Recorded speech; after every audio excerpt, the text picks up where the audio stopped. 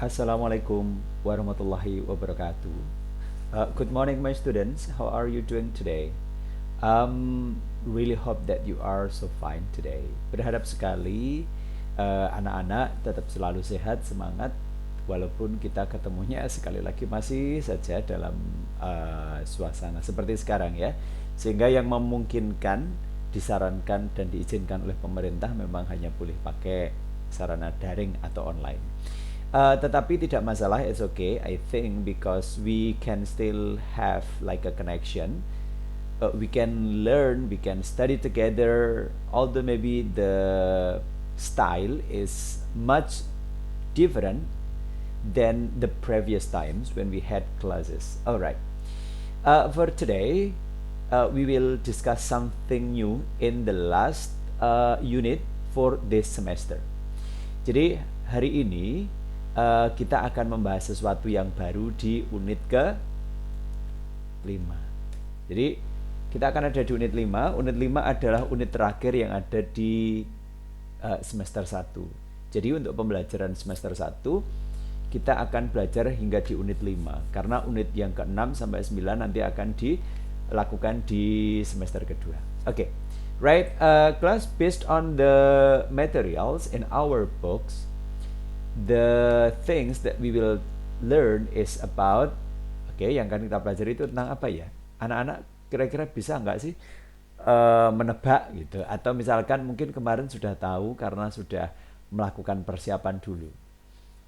Yep, can you try to guess? Alright, that is about report and passive voice. Nah, untuk yang di unit 5 ini kita akan belajar tentang text report sama kalimat-kalimat pasif. Bagaimana yang kita persiapkan? Maksud saya begini, apa tahu yang dimaksud dengan report text itu, kemudian apa ciri-cirinya, dan bagaimana kita bisa memahami atau tahu bahwa itu adalah text report begitu. Dan juga bagaimana untuk membuat kalimat-kalimat pasif, baik dalam tense simple present, simple past tense, atau yang lain. Tetapi khusus untuk yang pertemuan sekarang, Pak Wid akan mengkhususkan membahas segala sesuatu tentang report text, right? Are you ready for joining me in doing our activity today? I hope so. Alright, let's get to know. Alright, so we will start from pengertian atau the meaning or maybe the description. Apa yang dimaksud dengan report text? Report text adalah suatu jenis tulisan yang bertujuan untuk menyampaikan informasi kepada pembaca mengenai hasil penelitian terhadap sesuatu secara umum. Saya tulis merah sesuatunya itu karena bisa benda, bisa hewan, bisa profesi, bisa apapun, tetapi yang dijelaskan nanti secara umum. Tidak satu benda yang kita miliki, tetapi benda itu secara umum. Contoh misalkan begini ya, Pak Wid itu pengen menceritakan tentang sapi. Sapi adalah hewan mamalia yang biasanya jinak, tinggal di kandang. Kemudian juga manusia biasanya memanfaatkan untuk diambil susu ataupun dagingnya. Nah, yang kita bahas itu kan sapi secara umum, bukan sapi secara khusus. Misalkan salah satu dari kalian memiliki seekor sapi di rumah dengan ciri-ciri dia punya belang di kaki, di mana tidak seperti itu ya. Karena kalau nanti teksnya secara khusus hanya benda satu, nah itu namanya text description. Nah, sekali lagi, text report atau report text itu membahas, menjelaskan sesuatu secara umum, biasanya disertai dengan bukti-bukti ilmiah. Okay, let's get to know more. Ciri-ciri report text itu ada beberapa. Satu, berisi fakta-fakta ilmiah. Contoh, kanguru itu hidupnya hanya ada di Papua sama Australia sama Papua, walaupun mungkin yang di Papua tidak bisa disebut kanguru tapi wallaby. Fakta ilmiahnya adalah ternyata kanguru itu melahirkan anak kemudian anaknya itu terlahir sangat kecil dan dia akan tetap bersembunyi di kantong sampai usianya 2 tahun. Itu fakta ilmiah. Jadi tidak boleh kita menyampaikan opini. Semua harus berdasarkan data yang sesungguhnya. Oke, ya. Yang kedua, tidak ada tokoh tertentu yang dibahas. Sehingga yang dibahas itu semua hal secara umum, tidak menunjukkan satu personil atau satu hewan, satu benda, tidak, tetapi secara umum sekali lagi. Yang ketiga, jika ada judul, maka judul teks itu terlihat lebih umum. Misalkan tadi ya, cows atau sapi. Sapi yang mana nih? Ya, sapi secara umum tentu saja, bukan sapi yang kamu punya di kandang. Oke, right? The next is menggunakan simple present tense. Nah, karena yang dibahas itu sesuatu secara umum yang memang dari dulu sampai sekarang sampai besok tetap. Contoh kanguru tadi ya, dari dulu sampai hari ini sampai besok, kanguru itu tetap saja perilakunya seperti itu, makanannya seperti itu, bentuk fisiknya seperti itu. Maka yang untuk lebih pas menjelaskan apapun yang jadi kebiasaan sehari-hari dari dulu sampai sekarang, maka adalah simple present tense, gitu ya. Oke, sampai di sini anak-anak bisa paham ya, bahwa report text itu ciri-cirinya seperti ini, kemudian dipakai untuk menjelaskan hal-hal secara umum. Oke, right, let's get to know more about. Kita akan belajar tentang generic structure. Generic structure itu adalah tampilan secara umum. Jadi kalau ada teks ini, dia akan berisi apa saja gitu ya. Untuk report text yang ada di bagian awal adalah general classification, yaitu klasifikasi atau penggolongan secara umum. Di bagian ini berisi pernyataan umum yang menjelaskan keterangan objek dari report text ini, yang dibahas dalam report text ini, yang dilaporkan dalam report text ini. Jadi bagian atas namanya general classification. Kemudian ada bagian berikutnya nanti adalah description. Deskripsi bagian ini biasanya memberikan gambaran fenomena atau situasi yang terjadi, baik bagian-bagiannya, sifat, kebiasaan ataupun tingkah lakunya. Jadi pada intinya bagian ini menjabarkan klasifikasi yang disajikan secara ilmiah. Namun hal yang perlu diingat bahwa report text bukan merupakan teks berita, tetapi teks faktual ilmiah. Jadi data-datanya tetap, data-datanya valid, tidak boleh berdasarkan opini. Begitu. Ya. Oke, then. Nah, ada satu contoh. We will talk about blue whales. We will read blue whales together. I will try to read for you, and then you can try to translate each sentence. I will stop, and then we'll try to translate it together. Right? Blue whales. Anak-anak tahu kan artinya? Blue whales adalah paus biru. The blue whale is not only the biggest whale living today. The blue whale is the biggest creature ever to have lived on Earth. Jadi paus biru itu tidak hanya paus terbesar yang hidup sekarang ini, tapi paus biru adalah juga makhluk terbesar yang pernah telah tinggal di bumi. Jadi yang telah tinggal di bumi dari dulu sampai sekarang itu paling besar adalah paus biru. They are mind-bogglingly gigantic, much larger than any of the dinosaurs. Mereka itu besar luar biasa, ya, tak bisa dicerna akal. Maksudnya, besar sekali begitu ya. Jauh lebih besar daripada dinosaurus jenis apapun. And then, blue whales and the other ocean giants live their whole lives in seawater.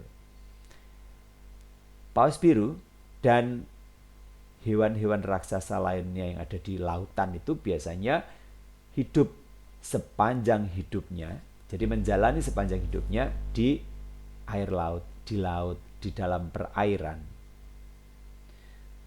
Blue whales commonly reach the colossal length of 29 meters. That's roughly as long as 3 London Red double-decker buses parked end to end. Jadi, paus biru itu umumnya bisa mencapai panjang yang kolosal. Kolosal itu sangat besar. Yaitu sekitar 29 meter. That's roughly, itu ya kasarannya sekitar sepanjang 3 bis yang tingkat di London sana dibandingkannya yang diparkir saling berurutan. Wow, panjangnya 3 bis, luar biasa besar. Blue whales in the southern hemisphere are generally larger than those in the northern hemisphere, and female blues are larger than males. Paus-paus biru yang ada di belahan bumi selatan itu umumnya lebih besar daripada paus-paus biru yang ada di belahan bumi utara. Dan betina dari paus-paus biru itu lebih besar daripada pejantannya. Sehingga kalau yang paling besar ukurannya adalah paus betina. Then the next paragraph. The longest blue whale on record is a female measured at a South Georgia whaling station in the South Atlantic in 1909. She was 33.58 meters. Paus biru yang pernah tercatat terbesar, terpanjang adalah seekor paus betina yang terukur, yang terlihat ada di South Georgia Whaling Station. Jadi tempat untuk penelitian paus di South Georgia, ada di Amerika, yaitu in South Atlantic, di Samudra Atlantik Selatan pada tahun 1909. Dan terukur waktu itu 33,58 meter. Wow, that's so big, right? The heaviest blue whale was also a female hunted in the Southern Ocean, Antarctica, on 20 March 1947. Paus biru terberat adalah juga seekor betina yang diburu di Samudra Selatan di daerah Antartika pada tanggal 20 Maret 1947. She tipped the scales at 190 tons, which is equivalent to about 30 elephants or 2,500 people. Dia itu diukur ya dengan menggunakan timbangan, tapi bukan timbangan seperti di sini ya, yang timbangan kecil-kecil ini pasti timbangannya beda.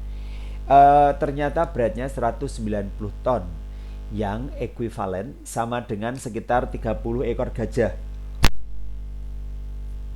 beratnya, atau sekitar 2.500 orang. Wow, that's amazing, luar biasa. The last, blue whales are now extremely rare due to uncontrolled commercial whaling. Paus biru sekarang ini hampir saja jarang, sangat jarang. Begitu ya, extremely itu sangat, rare itu jarang. Oleh karena perburuan paus secara komersil yang tidak terkendali. Jadi mereka mengambil bagian-bagian dari tubuhnya, baik untuk dikonsumsi maupun dipakai untuk obat, begitu katanya ya. Some populations could be endangered to the point of extinction. Beberapa populasi itu bisa saja terancam sampai di titik kepunahan. So we have to save them, I think. Jadi menurut saya kita memang harus menjaga mereka ya. Di antaranya tidak buang sampah sembarangan. Nah, perilaku seperti itu bisa menyelamatkan habitat ikan paus juga. Karena banyak sekali ya yang kalau kita baca di koran atau kita nonton berita di televisi atau YouTube, ada banyak sekali hewan-hewan laut yang mati gara-gara mereka makan sampah, utamanya plastik. Okay, right, class. I would like to tell you about the parts of the text, report text. Saya ingin memberitahu kamu tentang bagian-bagian dari report text ini. Yang pertama, Blue Whales. Ini apanya ya? Judul. Okay, what is judul in English? Let's get to know. Title. Kemudian, menurut apa yang sudah Pak Wid jelaskan tadi, kan di bagian awal namanya apa? General Classification. Oke, good. Nah, secara umum diklasifikasikan seperti itu. Baru dijelaskan di paragraf-paragraf selanjutnya. Namanya apa ya yang menjelaskan begitu? Oke, description. Ini juga description. Yang ini juga description. Karena dia mendeskripsikan secara umum, right? Go on. Oke, jadi kesimpulannya berdasarkan bacaan-bacaan di atas itu, dari teks di atas kita dapat lihat bahwa teks tersebut tidak mengandung opini subjektif dari penulis dan mempunyai ciri-ciri yang sama dengan ciri-ciri report text, yaitu apa saja toh? Satu, berisi fakta-fakta ilmiah. Contoh yang fakta ilmiah dari tulisan tadi adalah the biggest creature ever to have lived on earth. Makhluk terbesar yang pernah tinggal di bumi. Ya kan? Karena memang faktanya demikian. Yang kedua adalah reach the colossal length of 29 meters. Mencapai ukuran yang sangat besar, panjangnya 29 meter. Nah, itu tadi ada di dalam bacaan dan itu berdasarkan jurnal mungkin ya. Yang jurnal ilmiah itu harus bisa dipertanggungjawabkan kebenarannya. Lanjut. Judul teks sangat umum. Blue Whales tadi. Jadi paus biru. Paus biru yang mana ini? Paus biru yang di Papua atau mungkin paus biru yang ditemukan di Samudra Pasifik misalkan atau di Atlantik. Yang jelas yang dibahas adalah paus biru secara umum. Semua paus biru, tidak paus biru yang ditemukan di mana. Oke.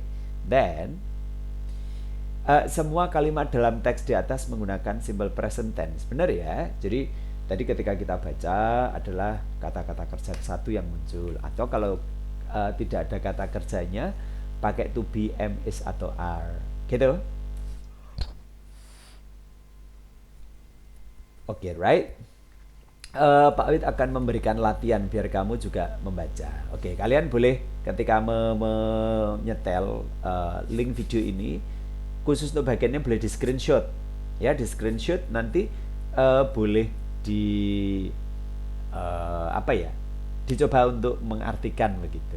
Ya, saya bantu, Pak Wid bantu dengan memberikan beberapa kosakata yang mungkin tidak begitu familiar, belum begitu akrab dengan kalian. Ya, silakan yang ini di screenshot nanti dicoba untuk latihan. Oke, I would like to give you some vocabulary, and I will read, and then you may imitate or repeat after me. And then I have given you the meaning for the words. Pak Wid akan membacakan beberapa kosakata yang diambilkan dari bacaan tadi ya. Kemudian kamu bisa menirukan ataupun mungkin mengingatnya dan kemudian nanti dihafalkan artinya. Unmanned artinya tanpa awak. Term istilah. Widely secara luas. Resemblance kemiripan. Dumb looking tampak senyap atau tampaknya tidak bersuara begitu ya, sepi. Male jantan. Vehicle kendaraan. And then flight penerbangan. Various berbagai macam. Autonomously secara otomatis. Remotely dari jauh. Expandable dapat dikembangkan. Recoverable dapat dikembalikan. And then the last is lethal, mematikan. Jadi kalau ada lethal weapon, senjata mematikan. Nah, seperti itu anak-anak boleh nanti dibaca. Tadi saya bilang waktu di teks ini drone ya. Nah, di screenshot nanti dibaca. Sudah Pak Wid bantu dengan memberikan arti untuk kata-kata yang muncul di sana, yang mungkin belum begitu familiar dengan anak-anak. Oke, right? Nah, Begitu yang bisa Pak Wid berikan untuk hari ini. Em, Semoga saja anak-anak tetap semangat ya belajarnya ya. Maaf kalau misalkan ada hal-hal atau bagian-bagian yang kurang jelas, anak-anak bisa mengirim pesan.